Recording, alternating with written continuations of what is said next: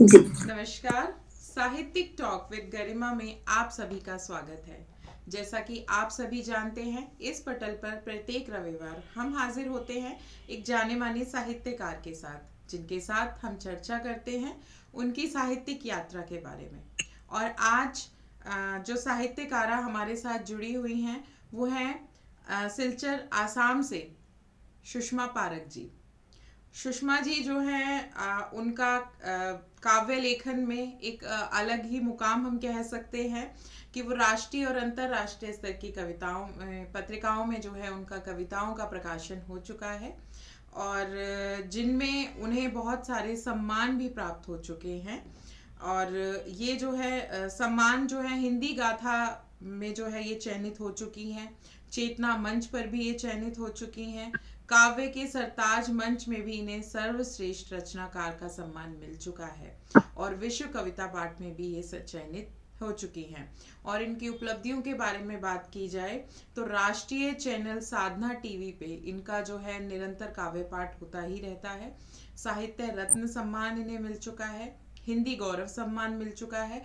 और सबसे जो काबिले तारीफ इनकी बात है, जो काबिले गौर इनकी बात है, वो है विश्व वर्ल्ड रिकॉर्ड जो है इनको 6 वर्ल्ड रिकॉर्ड में ये सह रचनाकार के रूप में रह चुकी हैं, जिनमें से golden book of world record, women inspirational award 2022, OMG book of records और समुद्री पक्षी संरक्षण सम्मान 2021 भी इन्हें मिल चुका है।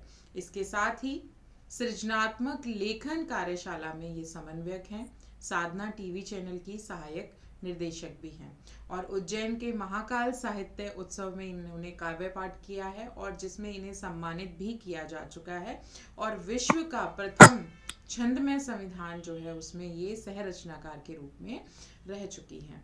तो आज जो है हम सुषमा पारक जी का हमारे मंच पे बहुत बहुत स्वागत करते हैं कि आज ये अपनी साहित्यिक यात्रा हमारे साथ चर्चा करने के लिए, हमारे साथ साझा करने के लिए जुड़ी हैं। और सुषमा जी के स्वागत में दो पंक्तियां कहना चाहूँगी कि आप हैं तो चांदनी सी बातें होंगी। आप हैं तो चांदनी सी बातें होंगी, जमी पे चांद कहाँ हर रोज उतरता है। तो सुषमा जी, आज आपका हमारे मंच पे बहुत बहुत स्वागत है। बहुत बहुत आभार गरिमा जी। जी। तो अब हम साहित्यिक जो चर्चा है वो आरंभ करते हैं। तो पहला प्रश्न जो कि मैं हर साहित्यकार से पूछती हूँ कि आपकी जो साहित्यिक यात्रा है इसकी शुरुआत किस प्रकार से हुई। मुझे बचपन से ही लिखने का और पढ़ने का बहुत शौक था। जी। तो क्लास 9 से मतलब मैं लिखती थी, लेकिन कहीं दिया नहीं, कहीं छपना नहीं हुआ। जी। फिर अभी जब ये कोविड का जो समय था, कोरोना काल, उसमें बहुत समय मिल जाता था खुद जी। पे चिंतन का, मनन का और लेखन का। जी। और कान्हा जी की कृपा रही कि बहुत सारे मंच भी मिले जहाँ हम अपनी लेखन लेखन को प्रस्तुत कर सके। तो बस यहीं से 4 साल, 3-4 साल पहले से मंच मिलने शुरू हो गए थे। जी। और अब इसके साथ ही हमारे दर्शकों को जो है हम चाहेंगे कि आप बताएं कि आपकी पहली रचना जो है वो आपने कब लिखी, किस प्रकार से आप उसके लिए प्रेरित हुई। जी, जी। जी, मैं वैसे क्लास 9 8-9 से लिखती थी, मतलब मुझे बहुत शौक था।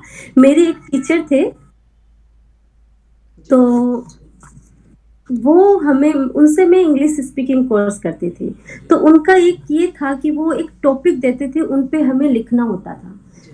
तो वो जैसे भी जो भी लिख के हम ले जाते तो बोलते कुछ और लिखो, भावपूर्ण लिखो, जी। भावपूर्ण लिखो। तो मतलब उनके इसी प्रेशर से ना लिखने का मतलब एक होता है ना, अंदर से एक इच्छा जागृत हो जाती कि हाँ और अच्छा, सर को और अच्छा लिख के देंगे, और अच्छा लिख के देंगे। जी। और वहीं से बस लिखने का एक अलग ही शौक पैदा हो गया।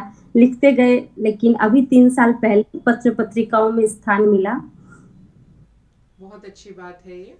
और इसके साथ ही अब हम चाहेंगे हमारे दर्शकों को आपकी कोई प्यारी सी कविता या कोई भी रचना आप हमारे दर्शकों को सुना दें। जी, जी, गरिमा जी। आज मैं एक रचना सुनाऊँगी जो मैं पहली दफ़ा ही पढ़ रही हूँ आपके इसी पावन पटल पर।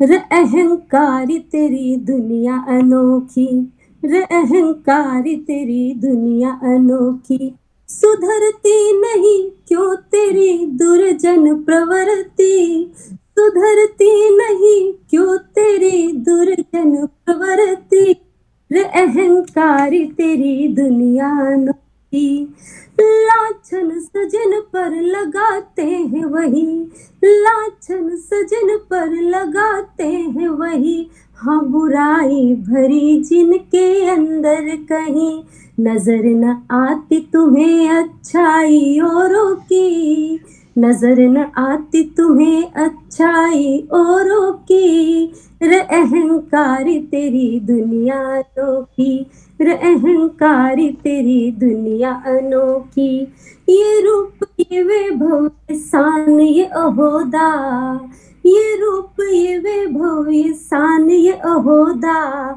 ढल जाएंगे एक दिन सभी के सभी, अभिमान में चूर गुमान में सदा, अभिमान में चूर गुमान में सदा, करना अपमान ही क्यों तेरी प्रवृत्ति, रे अहंकार तेरी दुनिया अनोखी, रे अहंकार तेरी दुनिया अनोखी, रखते नहीं क्यों मन पाक उज्जवल छवि, तामस प्रवृत्ति है तेरी जिंदा अभी, मगरूर जो रहते हो इतना भी, दुआ भी न लगेगी फिर अपनों की, रे अहंकार तेरी दुनिया अनोखी, रे अहंकार तेरी दुनिया अनोखी।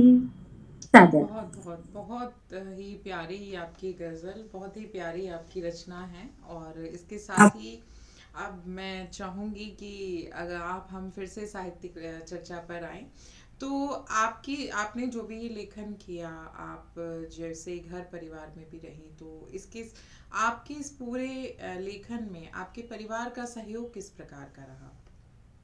बहुत अच्छा, मतलब मेरी टचवुड किस्मत बहुत अच्छी थी। पहले मेरे मम्मी-पापा पीहर में बहुत सपोर्ट करते थे, मतलब जहाँ जो चाहती थी मैं सीखना, उन्होंने सब मुझे सिखाया। और ससुराल पक्ष भी इतना अच्छा मिला कि जहाँ-जहाँ, जब-जब जाने का मौका मिला, उन्होंने पूरे सहयोग से और मन से मेरा साथ दिया। जी। उनके सहयोग के बिना आज जहाँ तक भी मैं पहुँची हूँ, पहुँचना संभव ही नहीं था। जी। और सबसे बड़ा मतलब जो आंतरिक जो सपोर्ट होता है ना, वो मेरे पतिदेव का है। उनका मैं आज आपके मन से, दिल से आभार व्यक्त करना चाहती हूँ। जी। मतलब बहुत सहयोग और अंदर का जो पावर है, मुझे उन्हीं से मिलता है। बिल्कुल, बहुत ही अच्छी बात है कि परिवार अगर साथ हो तो स्त्री जो है उसकी बेहतरी, उसके विकास का रास्ता जो है और भी सुदृढ़ हो जाता है। और बिल्कुल, बहुत ही खुशकिस्मत होती हैं वो स्त्रियां जिनको इस तरह से जो परिवार है, इस तरह का जीवन साथी जो मिलता है। और हाँ बिल्कुल, हम हमारे मंच के माध्यम से आपके जीवन साथी का भी आभार प्रकट करते हैं कि बहुत उन्होंने आपको मच इतना जो है सहयोग किया। और हम आशा करते हैं वो आगे भी ऐसे सहयोग करते रहें, और हर स्त्री को जो भी अपने जीवन में आगे बढ़ना चाहती है, उसको इसी प्रकार के जो जीवन साथी हैं वो मिले और उन्हें आगे बढ़ने के लिए प्रेरित करते रहें। तो अब जो है अगला प्रश्न जो है वो हम आपसे पूछना चाहेंगे कि लेखन में जो है आपको इसकी प्रेरणा आपको किस प्रकार मिली? आप लेखन के लिए किस प्रकार प्रेरित रही? जी, हाँ, गरिमा जी। मैं मतलब बहुत इमोशनल टाइप की लड़की हूँ। तो मैं हर चीज़ को बहुत गहराई से सोचती थी। कोई कुछ बोल भी देता तो बहुत अंदर तक मतलब विचार आता था, मतलब सोचना बहुत रहता था मेरा। जी।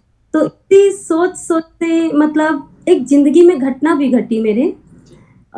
मेरे बच्चा हुआ एक सेकंड नंबर पे, वो रहा नहीं। जी। तो मैं अंदर से मतलब टूट गई थी एकदम। जी। उस समय मुझे समझ नहीं आ रहा था कि किस मोड़ पे हूँ, क्या करूँ? जी। तो वही वहीं से मैं अपने मतलब जो मन में भाव आते, दर्द आता, मैं कॉपी और मतलब कलम लेके उसमें उतारने लगी। धीरे-धीरे फिर इनका सहयोग मिला और फिर इन्होंने देखा कि हाँ, बहुत सारे मंच है, तुम अपना लेखन लिख-लिख के भेज सकती है। फिर मेरे कान्हा जी की कृपा से एक गुड़िया हुई और मैं इतनी खुश हो गई, मतलब पूछिए मत कि मुझे जन्नत मिल गई। बस वहीं से अपने खुशनुमा सफ़र की शुरुआत की और लेखन को आगे मतलब लेखन के लिए आगे बढ़ी। जी, बहुत अच्छी बात है। और हम कामना करते हैं कि आपकी वो प्यारी सी गुड़िया जो है वो स्वस्थ रहे और आप इसी प्रकार से खुश रहें। तो अगला जो प्रश्न है वो हम पूछना चाहेंगे कि लेखन के साथ साथ आप और क्या करना पसंद करती हैं? मुझे नृत्य का बड़ा शौक था पहले, अब नहीं करती हूँ, थोड़ा वज़न बढ़ गया। मुझे डांस का बहुत शौक था पहले, अभी मैं मतलब वही है बच्चों के साथ समय बिताती हूँ जी। और लेखन काम करती हूँ, घर का काम करती हूँ, सास-ससुर के सानिध्य में रहती हूँ, जी। ऐसे ही समय निकल जाता है। बहुत बढ़िया, बहुत ही अच्छी बात है ये। और इसके साथ ही हम चाहेंगे कि हमारे दर्शकों को आपकी एक और कविता जो है वो सुनने को मिले। जी, जी, गरिमा जी। मेरी दूसरी रचना गरिमा जी नारी को समर्पित है कि एक नारी कितनी शक्ति का भंडार होती है। अगर नारी चाहे तो रेगिस्तान में भी गुलिस्तान खिला सकती है। बस इसी भाव पे मैंने कुछ पंक्तियाँ लिखी थी, तो निवेदित करना चाहूँगी आपके जी, सामने। स्वागत है।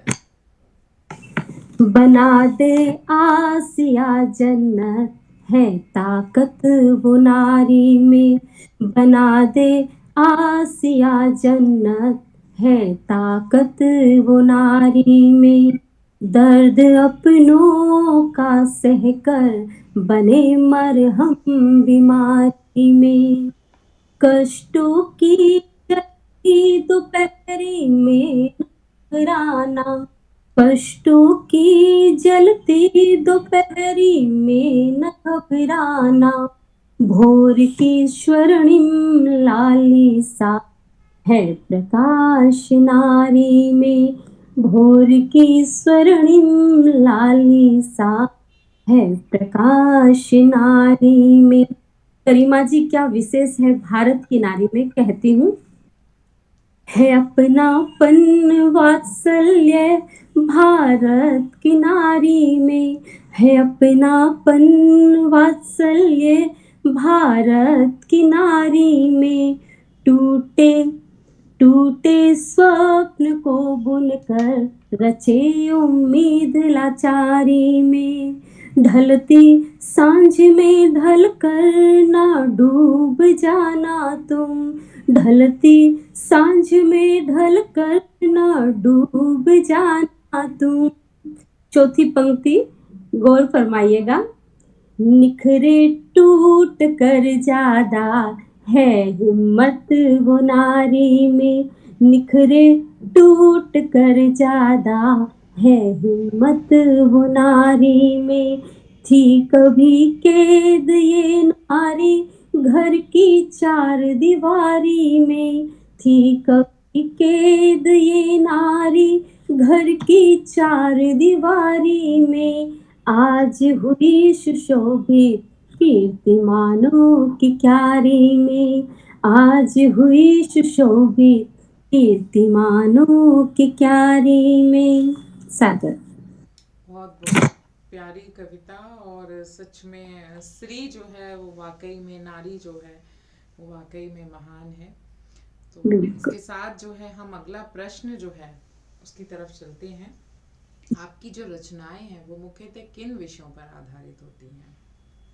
मेरी रचनाएं मुख्यतः मोटिवेशनल है कि कोई पढ़े तो उसे कुछ मतलब एक शक्ति मिले कि वो अपनी ज़िंदगी में हार नहीं मान के आगे बढ़े। जी। बस इसी को ध्यान में रख के और कुछ बच्चों पे लिखती हूँ कि मेरे बाद भी मेरे बच्चे अगर मेरी किताब मतलब अगर मैं किताब लिखती हूँ मैंने कलेक्शन कर रखा है 600 कविताओं का, तो भविष्य में मतलब एक किताब लिखने का है, तो वो पढ़े तो उन्हें एक पॉजिटिविटी मिले, एक मार्गदर्शन मिले, यही सोच के मैं अपना लेखन करती हूँ। बहुत ही प्यारी बात है। और बिल्कुल ये बहुत अच्छी सी बात है कि ये नहीं है कि भावनाओं को सिर्फ शब्दों का एक रूप दे देना, एक शब्दों की माला बना देना यही कविता है, बल्कि कविता जो है उसका एक सामाजिक सरोकार भी होता है। कविता जो है उसमें एक सामाजिक संदेश होना चाहिए कि लोग जो हैं, बच्चे जो हैं, जो भी भावी पीढ़ी उसे पढ़ रही है,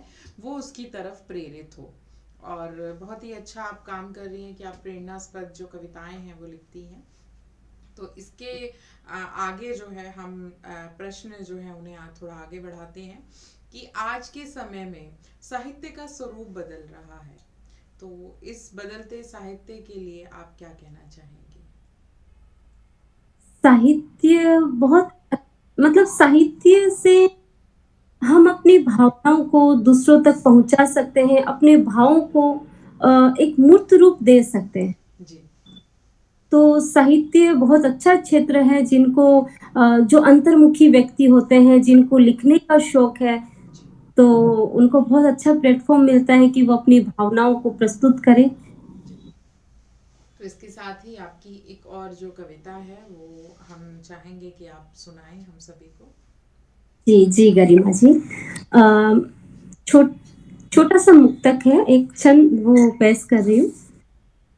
अ, ज़िंदगी के एक पड़ाव में आके इंसान को लगता है कि भई जैसे मैं पहले था, वैसा अभी कुछ नहीं है। हम सबकी ज़िंदगी से जुड़ा हुआ ये मुक्तक है। जैसे बचपन माँ-बाप के सानिध्य में बीतता है, तो हम सब एक राजकुमारी, राजकुमार की तरह पलते हैं, हमें टेंशन नहीं रहता, सब कुछ हमें मिल जाता है। लेकिन जब ज़िंदगी की जंग शुरुआत होती है, जवानी की दहलीज़ में जैसे कदम रखते हैं, जब हम अपने आप को कुछ करना होता है, तो हम कितने थपेड़े खा के उस ज़िंदगी से आगे बढ़ते हैं और 10-15 साल कैसे निकल जाते हैं, कुछ पता ही नहीं चलता। और उन 10-15 साल के बाद जब हम चिंतन करने बैठते हैं कि हम क्या हैं, तो उसी मनोदशा में मैंने ये पंक्तियाँ लिखी हैं, निवेदित करना चाहूँगी। ऐसा शिद्दत से सताया था मौसम ने मुझे, ऐसा शिद्दत से सताया था किस्मत ने मुझे, रूबरू था पेड़ों से कराया था मौसम ने मुझे, मुझ में मैं ही नहीं अब शामिल कहीं, मुझ में मैं ही नहीं अब शामिल कहीं, टूट जाने को थी पर बन के मरहम सवारा मैंने मुझे, बन के मरहम सवारा मैंने मुझे, ऐसा किरदार न था पहले कभी, ऐसा किरदार न था पहले कभी, जैसा दिखाया गया है अभी, थी मस्त मौला सी हस्ती मेरी, थी मस्त मौला सी हस्ती मेरी, हकीकत मिलना हुआ है अभी, हकीकत से मिलना हुआ है अभी। बहुत खूबसूरत। और सच में बहुत ही प्यारा आप लिखती हैं। और चीज़ें आप कभी एक जैसी नहीं रहती, इंसान एक जैसे नहीं रहते, और ये प्रकृति का नियम है बदलाव। बदलाव बिल्कुल, हमेशा जो है वो शाश्वत है। तो बिल्कुल। इसके साथ ही जो है अगला प्रश्न जो है मैं कहना चाहूँगी कि जैसा कि आप एक गृहिणी हैं, एक स्त्री हैं, तो आपको क्या लगता है कि स्त्री के लिए साहित्य कितना ज़रूरी है? देखिए, स्त्री तो होते ही भावों का समावेश है, पूरी भावनाओं से लबरेज रहती है स्त्री, तो बहुत अच्छा मतलब साहित्य एक क्षेत्र है, जहाँ वो अपनी ऊर्जा को, अपनी भावनाओं को प्रस्तुत कर सकती है और मेरा मानना है कि नारी भावनाओं का भंडार है। जी, बहुत ही सही बात आपने कही कि नारी जो है वो भावनाओं का भंडार है। तो अब हम अगले प्रश्न की तरफ हम बढ़ते हैं कि हमारी जो नई पीढ़ी है, बच्चे जो हैं वो मोबाइल की गिरफ्त में हैं। आप भी देख सकती हैं, आपके घर भी बच्चे हैं। तो हमारे जी, बच्चे जो हैं वो मोबाइल की तरफ जो है वो ज़्यादा आकर्षित होते हैं, बहुत लंबा समय जो है वो मोबाइल को दे रहे हैं, जैसा कि हमने कभी नहीं किया। और हमारे समय में हम किताबें पढ़ते थे, तो आज का जो समय है छात्रों के लिए, वो साहित्य जो है वो कितना ज़रूरी हो गया है इस मोबाइल के दौर में। जी, बहुत अच्छा प्रश्न किया है आपने। एक्चुअली साहित्य बहुत अच्छा माध्यम है। आप देखिए, आप अगर किसी बच्चे के साथ समय बिताते हैं, तो आप जानेंगे कि बच्चों में इतनी भावनाएँ, इतनी बातें उनके साथ रहती है, लेकिन वो अ, हम बड़ों की भी कहीं न कहीं गलती होती है कि हम समय नहीं दे पाते हैं। जी। तो वो अपनी भावनाओं को सिमट के अपने अंदर रख लेते हैं और अपना समय टीवी, मोबाइल में बिताने लग जाते हैं। लेकिन जब कभी हम देखते हैं कि हम बच्चों की एक गोष्ठी करके बैठते हैं, उनसे बातें करते हैं, तो वो बड़े खुश होते हैं और बड़े भावना से वो जुड़े हुए रहते हैं। तो जी। साहित्य को बच्चों से जोड़ के, बच्चों का भी मतलब छोटी-छोटी गोष्ठियाँ करके उनकी भावनाओं को सुनने का अगर हम छोटे-छोटे कार्यक्रम करें, तो ये बहुत अच्छा है। साहित्य बहुत ही अच्छा क्षेत्र है, नई जनरेशन की सोच को जानने का और दोनों का सामंजस्य बैठ पाए, हमारा और नई बिल्कुल, जनरेशन बिल्कुल। का। तो इसके साथ ही अब हम चाहेंगे, अब आप एक और कविता सुनाएं और उसके बाद हम अगले प्रश्न की तरफ बढ़ेंगे। जी, जी, गरिमा जी। अभी जो मेरा दूसरा काव्य पाठ रहेगा, वो है गुणों पे आधारित कि ज़िंदगी की चमक-दमक वो सब एक तरफ, लेकिन जो गुणवान होता है, गुणी होता है, उसकी मतलब उसका जो तेज, उसका ओजस्विता वो एक तरफ है। तो इसी मनोदशा में मैंने कुछ पंक्तियाँ लिखी हैं। पैसे से न डॉलर से न पाउंड और यूरो से। आजकल के बच्चों के लिए ये विशेष संदेश है। आपके प्रश्न में पैसे से न डॉलर से न पाउंड और यूरो से समदर्शिता नहीं मिलती दिल के फकीरों से। मधुर वाणी मधुर व्यवहार रखो अपनों परायों से। सजनता स्वयं में रखो, छोड़ो उम्मीद औरों से। हीरो से न माणक से न पन्ना और मोती से। हीरो से न माणक से न पन्ना और मोती से। कद्र इंसान की होती गुणों की ज्योति से। कद्र इंसान की होती गुणों की ज्योति से। बहुत खूबसूरत, बहुत ही प्यारी आपने कविता और कही है कि इंसान की जो कद्र है वो गुणों से ही होती है। बिल्कुल, आपने कितना ही खूबसूरत चोला पहना हो, कितने ही सुंदर आपने वस्त्र पहने हो, लेकिन जब अगर आप में गुण नहीं है तो वो सब जो है निरर्थक है। तो बिल्कुल। अगला जो प्रश्न है वो मैं चाहूंगी कि हमारे जो नए लेखक हैं उनके लिए आप क्या सुझाव देना चाहेंगी कि उन्हें लेखन में किस तरह से जो है आगे बढ़ना चाहिए। जी, जी।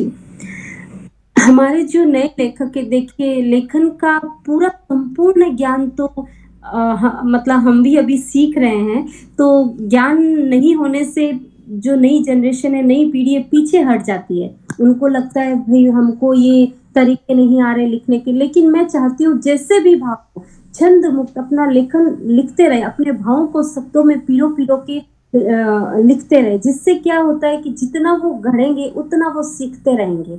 और अपनी जो भावनाओं को एक जगह उतारने से क्या होता है कि बहुत कुछ सीखने को मिलता है। तो नई पीढ़ी को एक डायरी और पेन रख के हमेशा मतलब लिखने में अपना समय ज़रूर देना चाहिए। पूरा दिन की रूटीन के बाद लिखने का पहले हम डायरी लिखते थे, आपको याद होगा। जी। डायरी मेंटेन करते थे, तो वो बहुत ज़रूरी है। उससे हम अपना चिंतन कर सकते हैं, अपने देख सकते हैं कि हमने क्या किया, क्या नया सीखा और उन्हीं को भावों को शब्दों में पिरोकर छंद मुक्त लिखते-लिखते आगे बढ़ सकते हैं। जी, बहुत ही अच्छी बात आपने कही। एक डायरी पेन हमें ज़रूर ही रखना चाहिए और हमारी भावनाएं, ताकि हम उस कैनवास पर उकेर सकें। बिल्कुल। बहुत ही अच्छी बात कही है। अब आगे फिर से हम आपकी साहित्यिक चर्चा पर आते हैं कि ये जो भी आपकी ये यात्रा रही, लेखन यात्रा, जो कि अभी भी हम अब जारी है, आप कर रही हैं अभी भी लेखन यात्रा। तो इसमें ऐसा क्या आपको लगता है जो आपने महसूस किया कि ये मुझसे छूट गया या ऐसा होना चाहिए था? जी, हम लोग परिवार में रहते हैं तो कई मौके ऐसे होते हैं कि हम पहुँच नहीं पाते वहाँ पे। जैसे जाके काव्य पाठ करने के जो अवसर होते हैं वो चूक जाते हैं। और बस वही जितना काव्य पाठ करने का मौका मिलता है हम उसमें और ज़्यादा बोलते हैं ना क्या बोलते हैं मंझते जाते हैं। मतलब और ज़्यादा परिपक्व होते जाते हैं। तो वही है कि गृह कार्य में बच्चों के साथ इतना समय नहीं मिल पाता कि हम जाके प्रस्तुत हो हर कार्यक्रम में। बस वही थोड़ा जब छूटता है तो मन में एक दर्द होता है, लेकिन फिर चल पड़ते हैं आगे नई उम्मीद के साथ। जी बिल्कुल। बहुत ही अच्छी बात है ये, कि आप इतनी उम्मीदों से भरी हुई हैं और एक सकारात्मकता से भरी हुई हैं कि भले ही पीछे छूट गया है और आगे आप बढ़ने के लिए अभी भी उतनी ही तत्पर हैं। और हम बिल्कुल, हमारी शुभकामनाएं हैं कि आप इसी तरह से जो है आगे बढ़ते रहें और आपकी पुस्तक जो है वो जल्द से जल्द आए। तो आभार। आगे जो है अभी हम क्योंकि प्रोग्राम के अंत की तरफ बढ़ रहे हैं, तो मैं चाहूंगी कि आप अपनी कोई भी प्यारी सी कविता जो है फिर से सुनाएं हमारे व्यूअर्स को। जी, जी। जी।